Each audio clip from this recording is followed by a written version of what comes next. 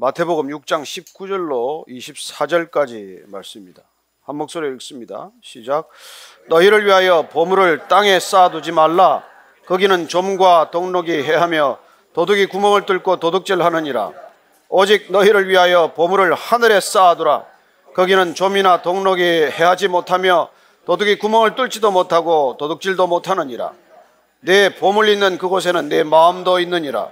눈은 몸의 등불이니 그러므로 내 눈이 성하면 온 몸이 밝을 것이요 눈이 나쁘면 온 몸이 어두울 것이니 그러므로 내게 있는 빛이 어두우면 그 어둠이 얼마나 더하겠느냐.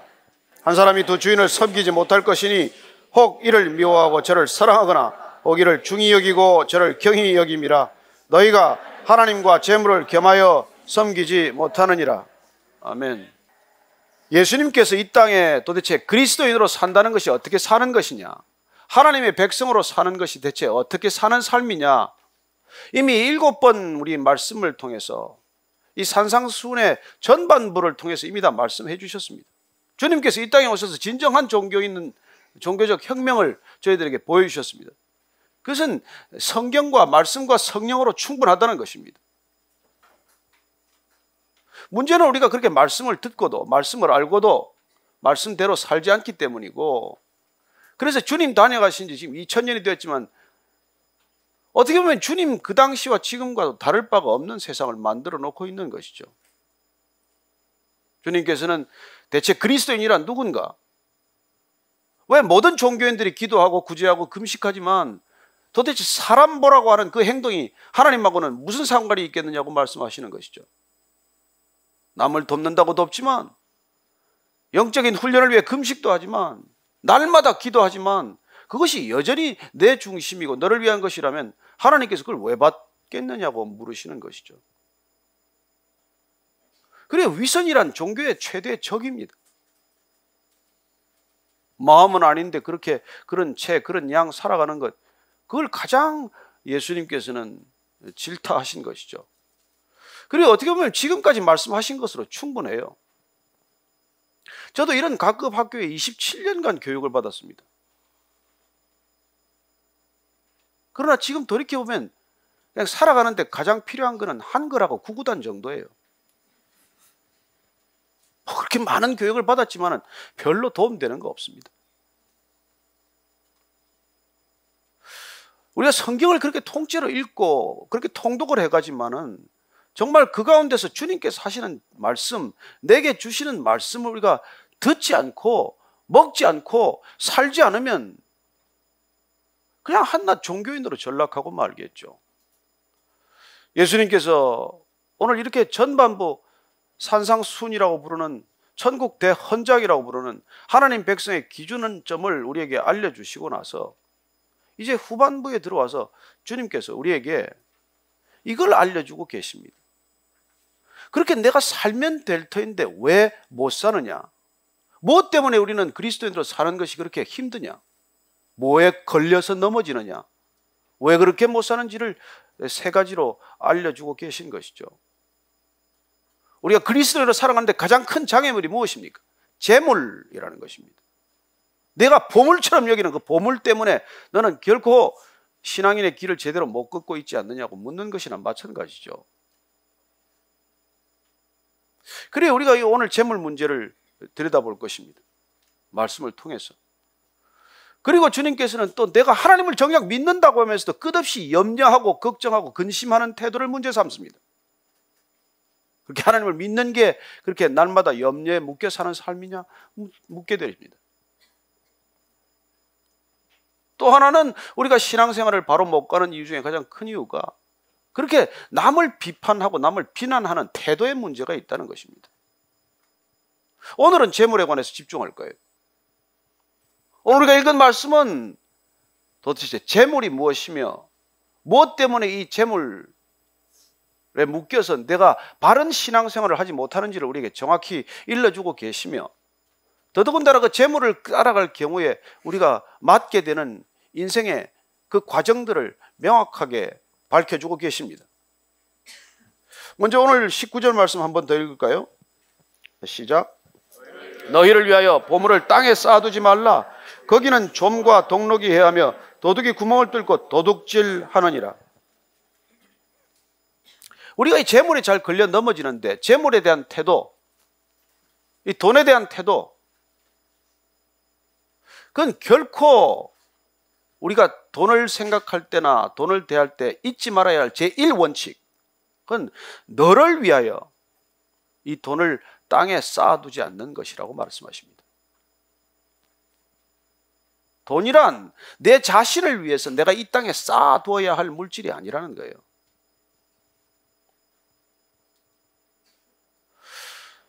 왜 돈을 땅에 쌓아두지 말라, 너 자신을 위해서 쌓지 말라고 말씀하십니까?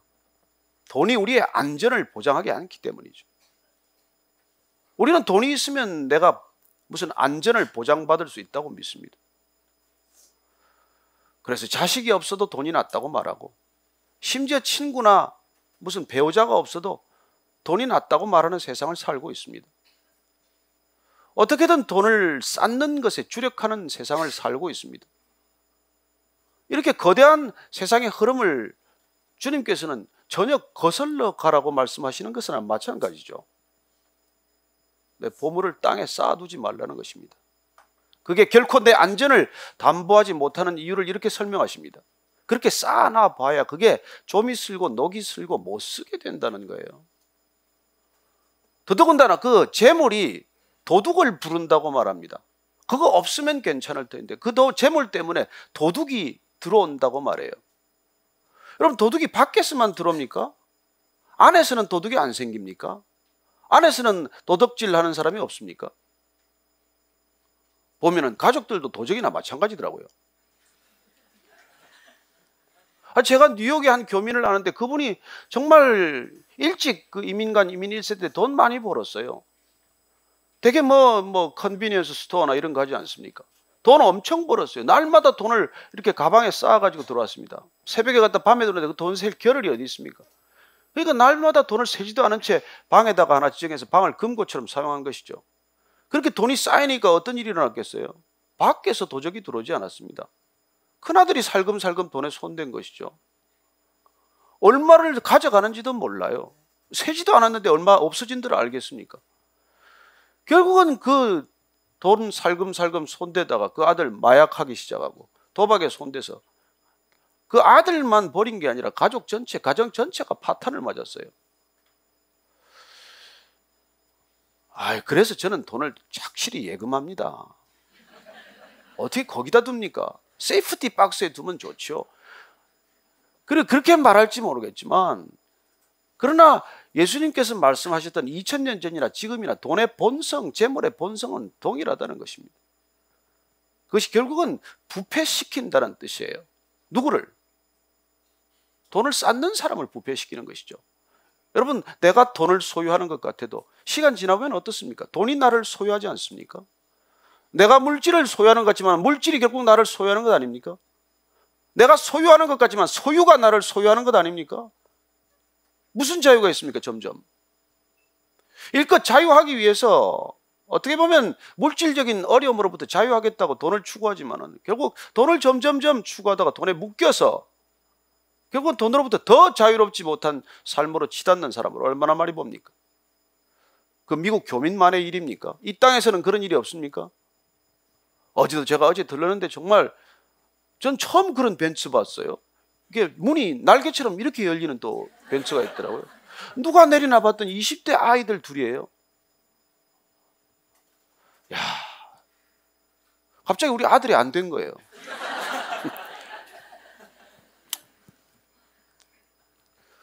그래요. 어떻게 보면 우리가 이렇게 살아가기 어려운 시대를 살아갑니다.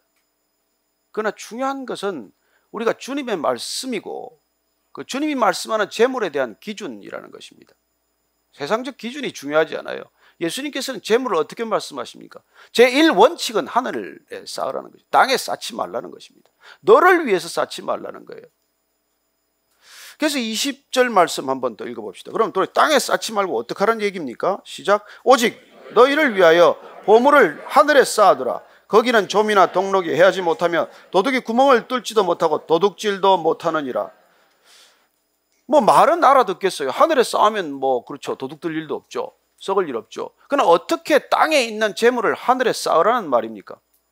어떻게 하는 것이 눈에 보이는 재물을 눈에 보이지 않는 재화로 환전할 수 있다는 말입니까? 그건 오늘 주님께서 여러 곳 성경에서 가르쳐 주셨지만은 이 재물을, 눈에 보이는 이 땅의 재물을 눈에 보이지 않지만 사람과 사람 간의 관계로 바꾸라는 뜻이에요. 정말 하나님 나라에서 인정할 만한, 상급이 될 만한 그런 관계를 축적하는 것입니다. 그게 눈에 보이는 돈을 눈에 보이지 않는 재화로 환전하는 방법이에요. 누가복음 16장에 보면 우리가 불의한 청지기의 비유를 만나게 됩니다.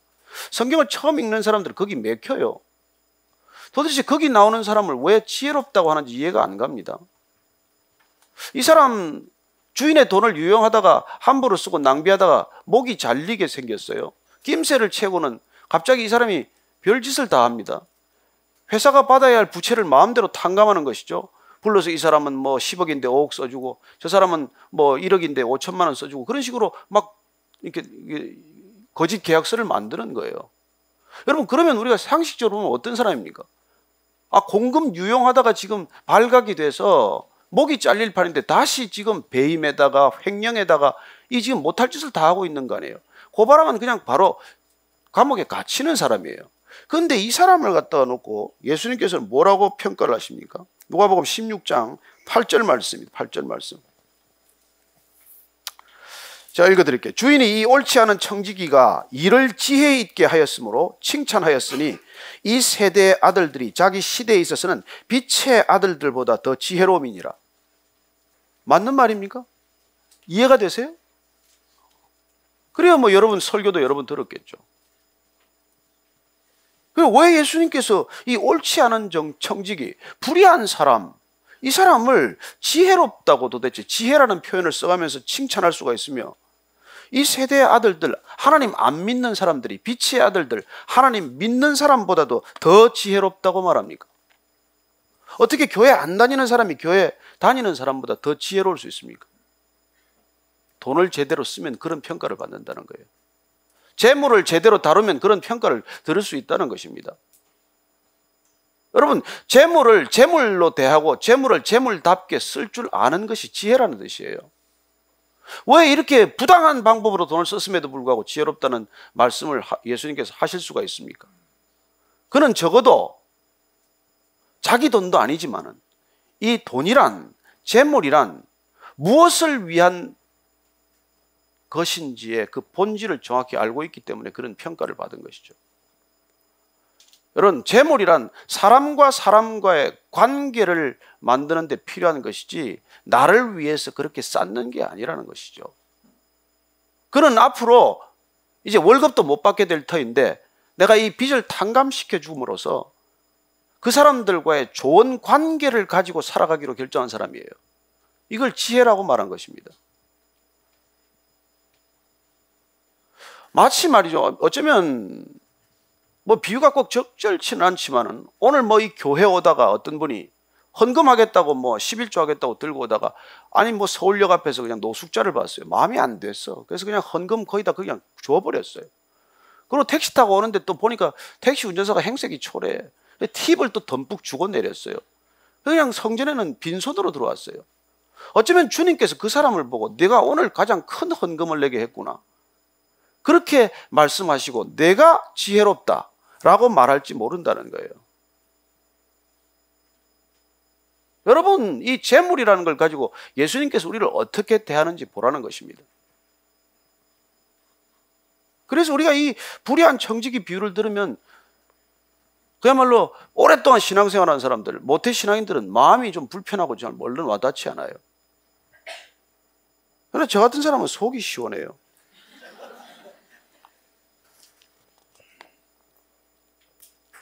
왜냐하면 여러분, 재물을 재물답게 대하는 게 그게 지혜라는 거예요.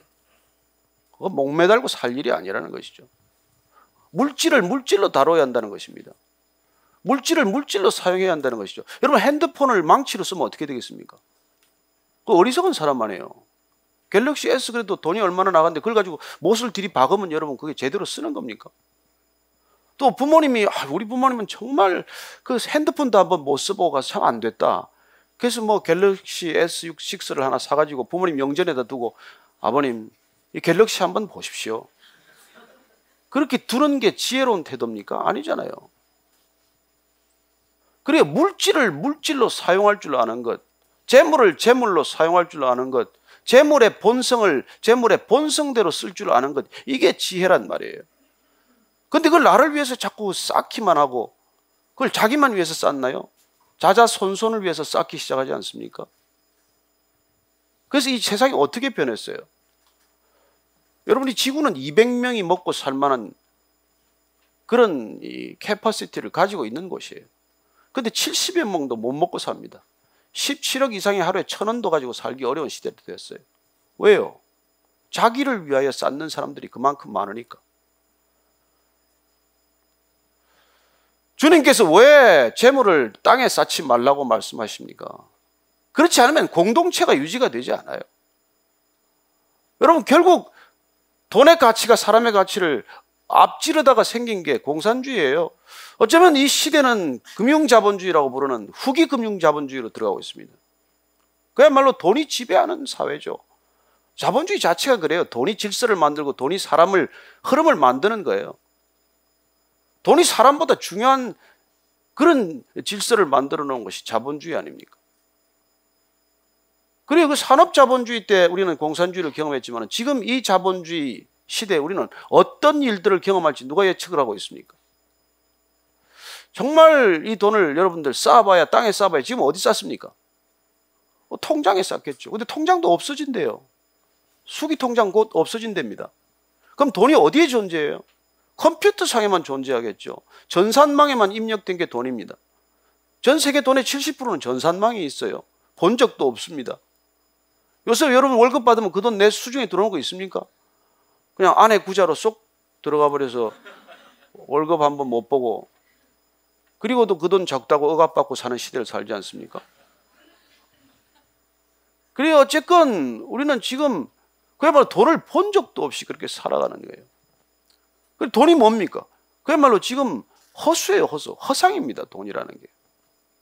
전산망 한번 전부 다운되면 이 세상에 돈에 다 거의 다 날아가고 없는 것이죠. 그리고 돈은 개념이에요. 돈의 실체를 알면 여러분 돈에 우리가 이렇게 쌓으려고 애를 쓰지 않을 것입니다. 그렇다고 빚지고 살라는 얘기는 아니에요. 그렇다고 남한테 구걸하며 살라는 얘기는 아니잖아요. 돈에 대한 재미있는 얘기가 있어요. 그 밀턴 프리드만이라는 우리 노벨 경제학상 수상자가 있는데 이분이 쓴 책 중에서 화폐 역사의 그 교훈이라는 책이 있어요. 그 책에 보면은 이분이 재미있게 돈을 설명하기 위해서 소개하고 있는 게 있습니다. 마이크로네시아의 이 캐롤라인 제도에 있는 작은 섬이에요. 웹섬이라고 하는 그 섬에 사는 주민들은 돈 화폐 단위가 돌이의 돌, 맷돌 같은 거예요. 지름이 한 30cm나 뭐 큰 건 한 4m쯤 되는 거예요. 돌이 크면 그 사람 부자예요. 그럼 그도 어떻게 그걸 들고 다니겠어요? 못 들고 다니죠. 집에 다 두고 있어요. 그래서 거래가 발생하면 그 집에 가서 잠깐 이렇게 표시를 해둬요. 뭐 내 거라고 이렇게 여기 조그맣게 표시를 해놓고 또 결산이 되고 나면 그 가서 지워주고 이러고 그냥 사는 거예요. 그래도 경제가 잘 돌아가요. 근데 어느 날 그 동네 가장 큰 부자가 이제 그 돈을 어디서 만들어 오는 거예요? 그 돌이 그 섬에서 안 나요. 한 600km 떨어진 펠로우 섬에서 그 돈을 만들어 와야 돼. 그러니까 맷돌처럼 옮기려니까 가운데 구멍을 뚫죠. 그래서 이번에 가장 큰 이제 그걸 하나 만들어 온 것이죠. 그래가지고 그 돈이 들어오는 날 전부 뗏목을 바라보고 다 서서 이제 구경하는 거예요, 동네 사람들이. 근데 풍랑이 나서 그날 그 자리에서 그 돈이 빠져버렸어요. 그래서 바다 밑에 가라앉은 것이죠. 근데 놀랍게도 그 마을 주민들 전체가 그 돈을 보았기 때문에 여전히 그 사람이 제일 부자랍니다. 거래하는데 아무 문제가 없대요. 우리는 뭐 이런 얘기를 듣으면 참 우습게 산다고 할지 모르겠지만 여러분 우리가 지금 살아가는 경제 시스템이 동일한 시스템이에요. 그저 그냥 뭐 통장에 찍힌 액수나 보고 살지만 거기에 일희일비하는 세상을 살지만 여러분 돈은 어차피 그 자체가 컨셉이 개념이란 말이에요. 그럼에도 불구하고 우리가 이 돌에 묶인다는 걸 얼마나 주님이 안타깝게 생각을 하시겠습니까? 그래서 그 돌에 묶이면 우리 신앙 전체가 흔들리기 때문에 그리스도인으로 살아가는데 가장 중요한 게 사실 재물관이에요. 이 재물을 어떻게 볼 것이냐, 어떻게 대하며 살 것이냐. 세상 사람들은 땅에 쌓고 묶여 살지만 너희들은 그렇게 살아서는 안 된다는 거예요. 이 거대한 흐름의 질서를 너희들은 거슬러 올라가야 된다는 것입니다. 돈을 우리가 그렇게 쌓지 말아야 할 이유, 돈에 묶여서는 안 될 이유를 두 번째 어떻게 말씀하십니까? 21절 말씀입니다. 시작. 내 보물 있는 그곳에는 내 마음도 있느니라. 여러분, 돈이 있는 그곳에, 보물이 있는 그곳에는 중요한 것은 내 마음이 거기 있다는 게 문제라는 거예요. 돈은 여기 있는데 마음이 여기 있으면 문제가 없어요. 그러나 돈이 여기 있으면 내 마음도 여기 있다는 것입니다. 그리고 그 내 마음이 여기 있기 때문에 거기 묶여버린 거예요. 여러분, 마음이란 무릇 어떤 것보다도 성경은 내 마음을 지키라고 말합니다. 왜요? 그 마음에서 내 생명이 나기 때문이라고 말합니다. 그래서 돈에 묶인다는 건 내 생명이 묶였다는 것이고 내 생명력이 소실되어 간다는 뜻이에요. 여러분, 우리가 지금 이 시대가 죽어가는 시대입니다. 왜요? 자본주의 때문에. 돈에 묶여 살아가기 때문에. 우리는 돈 얼마를 버느라고 모든 생명력을 다 갖다 바칩니다. 가장 신기한 삶은 뭐예요? 평생 몸을 상해가면서 돈 벌어가지고 벌어가지고 그 돈 병 고치느라고 다 쓰고 사는 거 아닙니까? 그 남는 게 뭐예요? 그러나 그 한 개인이 그렇게 사는 것과 마찬가지로 한 국가나 이 인류 전체가 개념에 불과한 그 돈 버느라고 이 모든 환경 파괴를 이렇게 급속하게 만들고 있지 않습니까? 그래서 우리가 물 한 잔 제 마음대로 못 마시게 만들어 놓고 공기 하나를 편히 숨 쉴 수 없게 만들어 놓지 않았어요? 인간이 이렇게 어리석은 존재라는 거예요. 왜요? 돈이 있는 곳에 내 마음이 묶였기 때문에 이런 세상을 만들고 있는 거예요.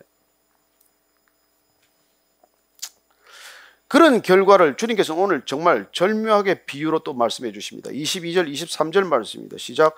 눈은 몸의 등불이니 그러므로 내 눈이 성하면 온몸이 밝을 것이요 눈이 나쁘면 온몸이 어두울 것이니 그러므로 내게 있는 빛이 어두우면 그 어둠이 얼마나 더하겠느냐. 갑자기 돈 얘기하시다가 재물 얘기하시다가 눈은 뭐고 몸은 뭐며 빛은 뭐고 어둠은 다 뭡니까? 쉽게 연결이 안 되지만 주님께서는 이 얘기를 하시는 거예요. 자, 재물이 있는 곳에 내 마음이 있다는 것입니다. 여러분, 마음이 있으면 내 시선도 따라가는 거예요.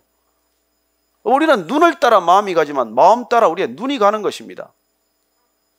그러면 우리의 몸이 그렇게 눈을 따라가고 눈이 마음을 따라가고 그 마음이 재물에 묶여 있으면은 여러분 점점 물질이 우리의 생명을 갉아먹기 시작한다는 거예요. 내 마음이 거기 묶여 있으면 내 생명력이 점점 거기에 소진되고 있다는 뜻이죠. 그래서 점점 내가 생명력을 잃어가고 있다는 뜻이에요. 분별력을 잃어가고 있다는 것입니다. 이해력이 떨어진다는 거예요. 여러분, 돈에 묶인 사람 보십시오. 분별력이 없습니다. 돈을 가장 중요하게 생각하는 사람 보십시오. 눈이 동전 같아요. 이 디모데 전서를 보면 이렇게 되어 있습니다. 디모데 전서 6장 10절 말씀, 여러분들이 잘 아는 말씀이죠. 돈을 사랑함이 일만 악의 뿌리가 되나니 이것을 탐내는 자들은 미혹을 받아 믿음에서 떠나 많은 근심으로 자기를 찔렀도다. 여러분, 돈 사랑하고 사는 것, 돈에 묶인 삶이 어떤 과정을 거치는지를 이렇게 정확하게 바울이 디모데에게 지금 가르쳐주고 있는 것입니다. 자, 너 돈을 사랑하는 것이 모든 악의 뿌리다라고 말합니다. 그래서 돈을 탐욕스럽게 대하는 자들은 미혹을 받아 혼란스러워져서 길을 잃고 방황하게 되어서 그리고는 믿음을 결국 떠나게 된다는 것입니다. 하기야 뭐 돈은 믿겠죠. 그리고 결과적으로는 많은 근심거리를 얻어서 결국 자기를 스스로 찔러서 자기 생명을 해하는 자가 된다는 거예요. 순서를 보십시오. 돈 때문에 점점 분별력이 흐려져서 혼미해집니다. 그리고는 점점 믿음을 저버리게 돼요. 여러분 교회 나와도 여러분 뭐 믿음 그까지 잃어버리는 거 한순간 아닙니까? 돈만 한번 잃어보십시오. 뭐 주님이 어디 계십니까? 믿음에서 떠나는 것도 순식간이지만은 근심이 한순간에 늘어나는 것이죠. 그리고는 끝내 그 근심 때문에 자기 몸을 상하는 데까지 이른다는 것이죠. 이런 일들이 날마다 일어나고 있다는 것입니다. 저는 돈을 사랑하는 것이 일만하게 뿌리 정도가 아니라고 생각을 해요. 여러분 돈을 생각하는 것만 해도 일만하게 뿌립니다. 저도 뭐 직장생활 오래 하면서 돈을 이렇게 절박한 상황을 겪었어요. 정말 돈이 필요한 상황. 그리고 제가 말씀대로 살아보려니까 그게 쉽지 않습니다. 저는 여러분들한테 이런 설교 사실 하고 싶지 않아요. 고통스러워요. 그렇게 산다는 게 얼마나 고통스러운지를 제가 경험해봤기 때문에 그래요. 제가 정말 바르게 살겠다고 하면 결심하고 그렇게 뭐 기자 시절, 언론인 시절에 촌지 받는 것도 다 거절하고 되돌려 보내고 그렇게 살았더니 때로는 점심값이 없어요. 점심때 다 나가고 혼자서 점심 사무실에 앉아서 신문을 보고 있었던 기억도 있어요. 그래서 이런 설교하고 싶지 않습니다. 여러분 이렇게 살지도 않을 것이고. 그러나 어쩌겠어요. 진정한 변화란 주님의 말씀대로 살지 않으면 안 일어나는데 어떡하겠어요. 고통스럽더라도 누군가 이 길을 가지 않으면 변화는 일어나지 않습니다. 왜 이 많은 그리스도인들이 있는데도 이 땅이 더 나빠지겠어요? 이렇게 타락한 기독교가 어디 있습니까? 이렇게 한국 교회처럼 타락한 데가 어디 있어요? 말씀하고는 아무리 상관없이 살아가고 재물을 하나님보다 더 섬기는데 심지어 목회자들조차도. 그런데 무슨 변화가 일어나요? 그래서 우리가 힘들지만은 주님이 말씀하시는 걸 정말 순종해 봐야 된다는 것입니다. 해보면 고통스럽지만 그 고통을 뚫고 지나가야 그 다음 단계로 하나님이 일하시는 걸 보게 되지요. 그래서 우리가 그 단계를 못 지나가기 때문에 하나님이 무슨 일을 나를 통해 하시는지를 경험하지를 못해서 이렇게 어려운 것이죠. 그 어려운 시간, 힘든 시간을 겪으면 하나님께서 기가 막히게 일을 풀어가시는데 거기까지를 못 갔기 때문에 그런 거죠. 하나님이 그렇게 말씀하십니다. 내가 팔이 짧아서 너를 구원하지 못하겠느냐? 어쩌면 물으실 거예요. 내가 돈이 없어서 너 돈 하나 그렇게 궁색하게 만들겠느냐? 여러분 보십시오. 아버지가 나한테 돈을 10,000원 줬어요. 근데 어린 아들이 10,000원 쥐고 앉아가지고 아버지는 다 잊어버리고 이 돈만 묵상하고 있어 보세요. 아버지가 기분이 어떻겠어요? 이 자식이 정말. 그리고 밤낮 앉아가지고 돈을 좀 더 주세요. 돈을 더.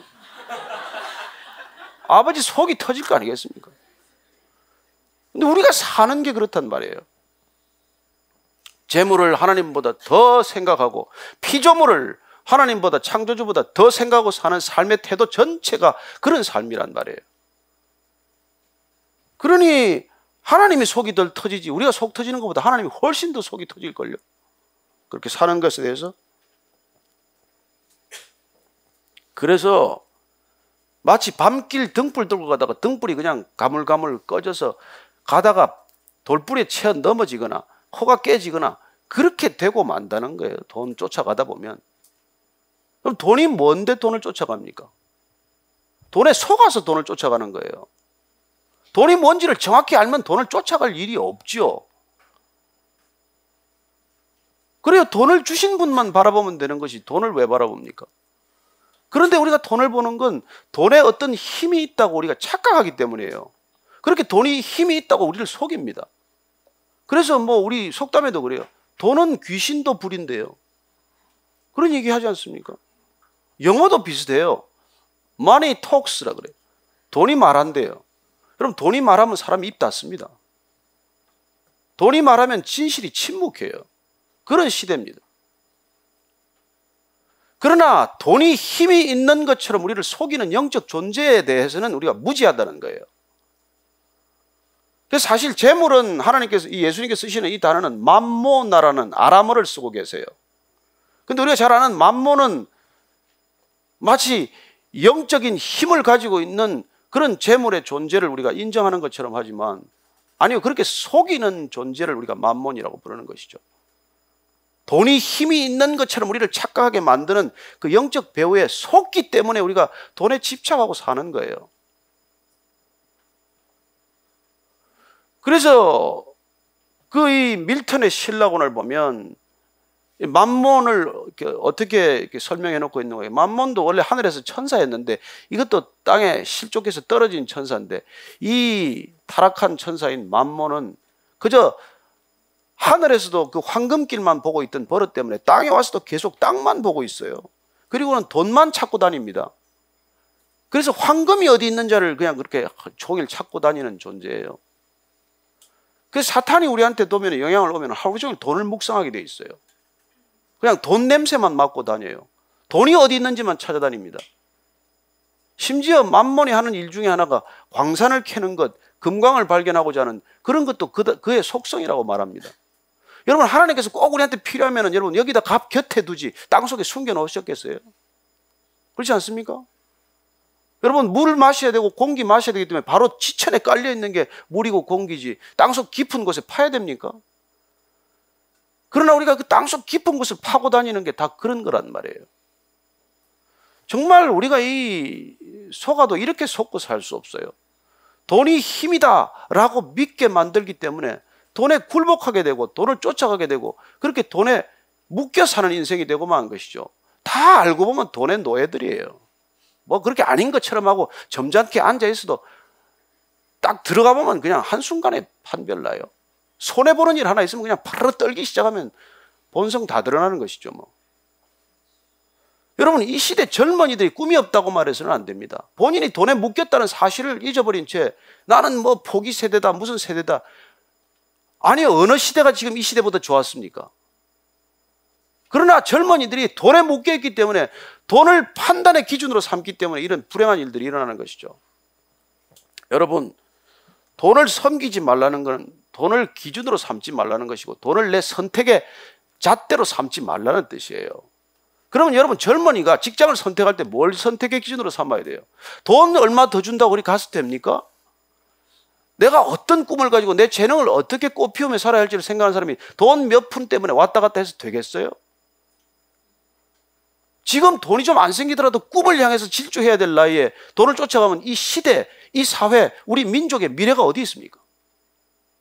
또 한참 결혼해야 될 사람이 젊은이들이 이 사람이 무슨 가치관을 가지고 살아가고 있나, 어떤 걸 추구하고 있나, 이거는 안 따져보고 부모 돈이 얼마인가, 저 사람 월급이 얼마인가, 차는 뭘 타고 다니나, 이런 걸 선택의 기준으로 삼는데 그 가정에 무슨 미래가 있겠어요? 불을 보듯 뻔하죠. 어떻게 될 것인지. 조금만 수틀리면 나중에 갈라서겠죠. 여러분, 이렇게 착각하고 살면서 그렇게 뭐 세상을 탓할 게 뭐가 있어요? 본인이 속았다는 것입니다. 여러분, 돈은 이렇게 우리를 속여요. 이 거대한 자본주의 시스템을 보면 이거 정말 순 사기극이에요, 사기극. 제가 이 경제학자들 앞에서 정말 미안한 얘기지만. 그래서 우리가 정말 정신 차리고 깨어있지 않으면 우리는 돈에 속게 돼 있어요. 돈 없으면 못 산다. 자식은 배신해도 돈은 배신 안 한다. 이런 소리 몇 개 듣고 나면 그냥 연금 한번 챙겨봐야 되고 노후 대책 따져봐야 되고 우리 그러지 않습니까? 자, 돈을 우리가 절대 섬겨서는 안 되는 이유를 24절 말씀 읽습니다. 시작.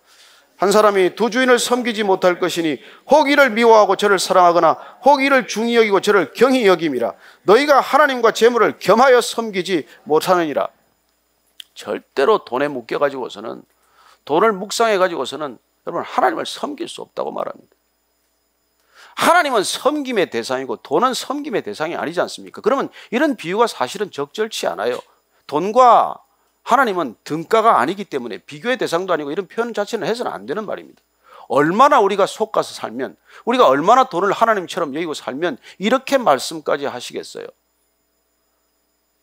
그래서 우리가 돈을 생각하기 시작하면 하나님을 생각할 겨를도 없고, 우리가 돈을 쫓아다니기 시작하면 하나님과 동행할 수 있는 모든 근거를 잃어버리기 때문에 오늘 하나님께서는 분명하게 말씀하시는 것이죠. 그건 절대로 겸해서 섬길 수 없다. 그래서 우리가 성경에 나오는 부자고 하나는 모든 걸 다 이루었어요. 다 가졌어요. 근데 영생이 좀 마음에 걸려. 어떻게 해야 영생을 얻습니까? 주님이 그걸 딱 코드를 잡았어요. 넌 재물에 묶여있는 사람 아니냐? 그 재물 다 팔아서 가난한 사람에게 나눠주고 나를 쫓으라. 그러니 그가 근심하고 슬픈 기색으로 돌아서고 맙니다. 본인이 그때서야 재물에 묶여 있다는 걸 알았겠죠. 우리 자신이 재물에 얼마나 묶여 있는 건지를 우리가 정확히 우리가 스스로 알기 위해서는 재물의 위기를 만나봐야 알아요. 그래서 오늘 주님께서는 우리에게 정말 이 돈을 섬겨서는 안 된다는 걸 정말 뼈저리게 깨닫도록 말씀하고 계신 것입니다. 돈은 우리가 쫓아갈 대상이 아니라는 거고, 섬겨서도 안 될 것이고, 묶여서도 안 될 것이고, 절대로 돈의 노예가 돼서는 안 된다는 것입니다. 아니, 돈이 나를 쫓아와야지 왜 내가 돈을 쫓아갑니까? 그리고 우리가 꿈을 쫓으면, 우리가 주님을 쫓아가면, 하나님의 나라를 추구하면 그것들이 채워지는 것을 경험해야 하나님의 백성으로 사라지지, 그걸 경험하지 못하면 우리는 이 세상에서 세상 사람들과 아무것도 구별되지 않는 채 살아가면서 스스로 착각하고 살 뿐이에요. 그러면 교회 다닌다고 그리스도인입니까? 이 재물관 하나가 해결이 되지 않으면 여러분 그리스도인으로 살 수가 없게 되어 있어요. 날마다 돈을 묵상하는데 어떻게 그리스도인이 될 수가 있습니까? 시편 1편은 그렇게 말합니다. 복 있는 사람은 악인의 꾀를 쫓지 아니하고 죄인의 길에 서지 아니하고 오만한 자의 자리에 앉지 아니하고 오직 주야로 말씀을 묵상하는 자로다 라고 말합니다. 왜 주야로 말씀을 묵상하는 것이 복이겠습니까? 저는 이 말씀을 준비하면서 깨달았습니다. 주야로 말씀을 묵상하기 때문에 돈을 생각할 겨를을 놓친 것이 복입니다. 소명이란 무엇입니까? 왜 소명받은 사람은 복 있는 사람입니까? 그 소명에 미쳐서, 소명에 빠져서 돈을 생각할 시간이 없기 때문에 복이에요. 왜 맡은 일을 열심히 하는 것이 복입니까? 주어진 일에 성실하고 최선을 다하는 게 왜 복입니까? 거기에 최선을 다하느라고 돈 따위를 생각할 겨를이 없기 때문에 그 사람은 정말 복이 있는 사람인 것이죠. 저는 이 시대 그리스도인들이 정말 하나님을 묵상하고 말씀을 묵상하고 그리고 하나님의 소명을 받았기 때문에 그 일에 일생을 그냥 던지다가 돈 걱정은 좀 안 하고 살게 되기를 축원합니다. 그게 진정한 그리스도인의 복이에요. 돈 때문에 우리가 시달릴 수밖에 없는 세상, 돈이라면 무슨 짓이든지 하는 이 세상 가운데 그리스도인으로 산다는 게 뭐예요? 어떻게 사는 것이 진정한 그리스도인입니까? 돈으로부터 풀려나는 거예요. 그래서 우리가 여리고 성의 삭개오가 주님 만나자마자 돈으로부터 풀려나는 것을 보는 것이죠. 진정한 신앙이란 무엇입니까? 물질로부터 풀려나는 거예요. 더 이상 물질을 섬기지 않게 되고 물질에 묶이지 않게 되고 물질에 끌려다니지 않는 그런 생애를 결단하는 것입니다. 내가 비록 좀 못 살더라도, 내가 비록 좀 손해보더라도 내가 선택하는 모든 결정의 선택지, 선택의 기준은 더 이상 돈이 아니다, 물질이 아니다. 이게 그리스도인의 삶의 시작이라는 것입니다. 그래서 지금까지 아무리 주님께서 7번 말씀을 해주셨지만은 이 재물관에 우리가 묶여버리면, 이게 우리가 분명하지 않으면 우리는 한 걸음도 더 못 나가요. 우리 삶의 본질적인 변화는 불가능합니다. 그래서 우리가 정말 이 어려운 시대를 살면서 돈이면 모든 것이 다 되는 것처럼 살아가는 이 세상 한가운데서, 그 중심에서, 아니요, 돈이 모든 것을 결정하는 것이 아니라 하나님이 모든 것을 결정합니다, 이렇게 선포하고 살려면 여러분 이게 보통 일이겠습니까? 이 무거운 중력을 우리가 어떻게 빠져나가겠습니까? 내 힘으로 못해요. 내 힘으로 불가능해요. 그야말로 성령님이 오셔서 우리를 붙들어 끌고 가지 않으면 우리는 내 힘으로는 이 중력에서 못 벗어납니다. 왜 성령 세례를 받으라고 하시겠습니까? 왜 십자가를 통과하라고 하시겠어요? 여러분, 그래서 우리는 이 자본주의 시대를 이기는 걸 역발상, 초발상으로 사는 게 성경적이에요. 그건 뭐냐면 내가 살아있어서는 이 거대한 자본주의 흐름을 못 뚫고 나가기 때문에 내가 먼저 죽는 것을 경험하기로 결단한 것입니다. 여러분, 내가 죽었는데 내 게 어디 있어요? 내 생명도 내 것이 아닌데 내 소유가 어디 있습니까? 그래서 이 모든 소유로부터 벗어나는 것, 소유로부터 자유로워지는 것, 이게 구원이에요. 구원. 이게 구원의 본질이에요. 그래서 저와 여러분이 구원받은 백성으로 산다는 것은 이 필요를 우리가 어쩔 수 없지만 삼시세끼 먹어야 하고 하루하루 우리가 살아가야 되지만 그게 우리를 묶어놓거나 그렇게 좌절시키지 않는 그야말로 비상하는 삶이 시작이 되었다는 것입니다. 저는 그렇게 여러분들이 살 수 있게 되기를 바랍니다. 그래서 호주머니 좀 돈이 있건 없건 좀 있으면 그냥 표정이 교만해지고 거들먹거리고 말이죠. 좀 없으면 그냥 코가 빠져가지고 땅만 쳐다보고 다니고 그러지 마시고 있건 없건 그냥 변함없는 표정으로 주님을 찬양하고 기뻐하고 그렇게 날마다 살아가는 것입니다. 그게 주님께서 우리를 부르신 목적이고 너희들이 세상에서는 어려움을 겪겠지만 그래 걱정하지 말아라. 이미 내가 세상을 이겼더라. 그렇게 선포하는 주님을 따라가는 이유예요. 이미 이기고 시작하는 싸움이라는 것입니다. 그러나 여러분이 돈을 쫓아가면 일평생 한 번도 이길 수가 없을 거예요. 신격호 씨가 돼도 못 이길 거예요. 저는 여러분들이 정말 이 시대에 그리스도인으로 산다는 것, 주님의 말씀대로 살기 위해서 첫 번째 해야 될 게 이 재물관이 정리가 되어야 한다는 것입니다. 섬기지 마십시오. 나를 위해서 너무 쓰려고 하지 마십시오. 그리고 그것 때문에 우왕좌왕하지 마십시오. 그럴 때 주님께서 여러분들에게 삶의 필요를 채우는 걸 경험하셔야 합니다. 절대 굶어 죽게 하지 않습니다. 굶어 죽는다면 굶어 죽어야 될 이유가 있다고 죽으십시오. 안 죽게 하실 거니까 걱정 마시되, 그러나 그래도 가야 한다면 그 길이 가장 영광스럽기 때문에 주님께서 인도하신 줄로 믿으시고 따라가시는 저와 여러분 되기를 축원합니다.